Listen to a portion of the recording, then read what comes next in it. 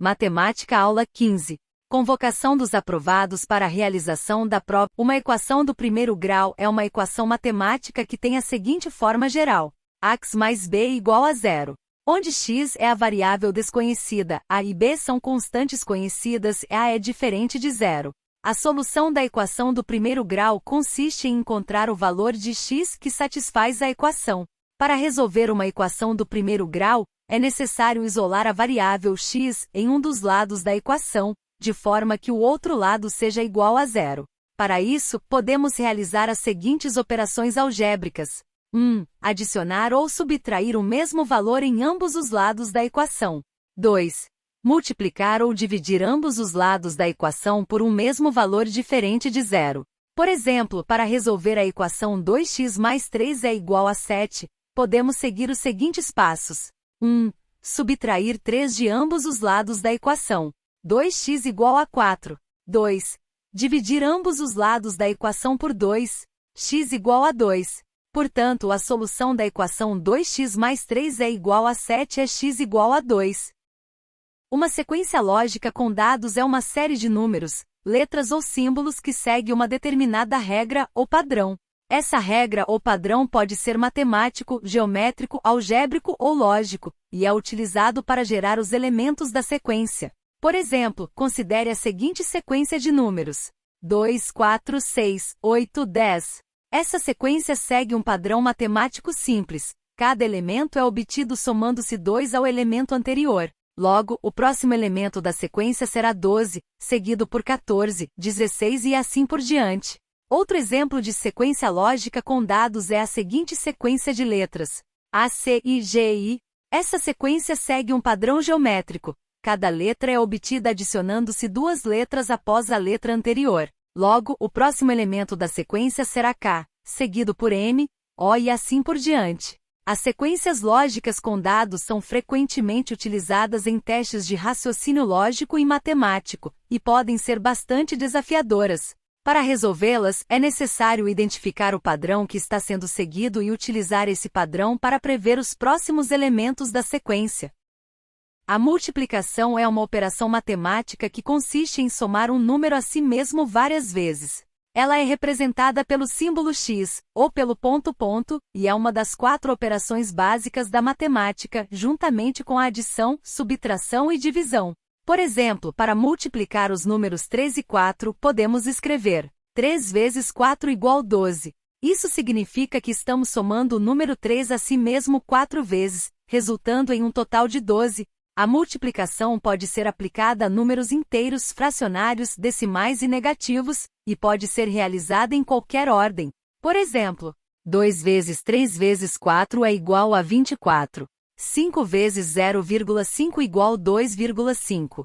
Menos 2 vezes 3 igual menos 6. Além disso, a multiplicação pode ser utilizada para resolver problemas matemáticos de diversas áreas, como álgebra, geometria, estatística e física. A divisão é uma das 4 operações básicas da matemática e é usada para obter o resultado da distribuição equitativa de uma quantidade em partes iguais. Ela é representada pelo símbolo divisão, ou pelo símbolo de fração. Por exemplo, se tivermos 10 maçãs e quisermos dividi-las igualmente entre 2 pessoas, podemos usar a divisão para encontrar quantas maçãs cada pessoa receberá. 10 divisão 2 é igual a 5. Isso significa que cada pessoa receberá 5 maçãs. Outro exemplo seria se tivéssemos 12 chocolates e quiséssemos dividi-los igualmente entre 4 pessoas. 12 dividido por 4 igual 3. Isso significa que cada pessoa receberá 3 chocolates. A divisão também pode ser usada para resolver problemas matemáticos mais complexos, como divisões com números decimais, frações e expressões com variáveis.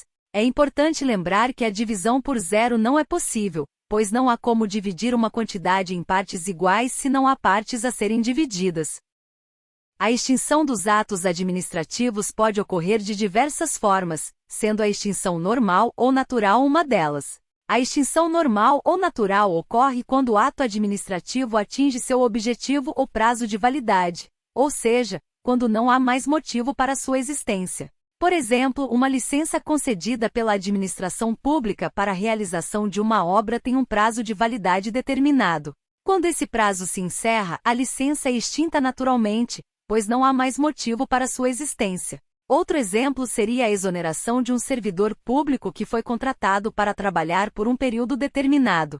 Quando esse período se encerra, o contrato é extinto naturalmente, pois o objetivo do contrato foi alcançado. A extinção normal ou natural dos atos administrativos é importante porque permite que a administração pública mantenha-se atualizada e eficiente, evitando a manutenção de atos inúteis ou desnecessários. Além disso, ela também permite que os particulares tenham segurança jurídica e previsibilidade em relação aos atos praticados pela administração pública. Resolução de problema. Um servidor concede uma licença de 10 anos e já se passaram 92 meses. Quanto tempo falte para acabar a concessão? Para resolver esse problema, é necessário converter os 10 anos em meses, para então subtrair os 92 meses já passados e descobrir quanto tempo ainda falta para o término da concessão da licença. 10 anos correspondem a 120 meses, 10 vezes 12 igual 120. Então, para descobrir quanto tempo ainda falta para o término da concessão, basta subtrair os 92 meses já passados dos 120 meses totais. 120 menos 92 igual 28. Portanto, ainda faltam 28 meses para o término da concessão da licença. O direito administrativo é composto por diversas fontes, incluindo a Constituição Federal, leis, regulamentos e costumes. Os costumes são práticas reiteradas e aceitas pela administração pública em determinada região, que adquirem força de norma jurídica. Eles podem ser utilizados como fonte do direito administrativo quando não há disposição legal ou regulamentar específica para determinado assunto. As praxes administrativas são práticas ou costumes adotados pela administração pública em situações específicas, que não possuem previsão legal ou regulamentar. Elas podem ser consideradas como uma forma de costume no direito administrativo. No entanto, é importante ressaltar que as praxes administrativas não podem contrariar a lei ou a Constituição Federal e devem estar em conformidade com os princípios da administração pública, como a legalidade, impessoalidade, moralidade, publicidade e eficiência. Os precedentes administrativos são decisões anteriores da administração pública que servem de orientação para casos semelhantes futuros. Eles possuem caráter vinculante, ou seja, devem ser seguidos pela administração pública em situações similares, a menos que haja uma justificativa plausível para não fazê-lo.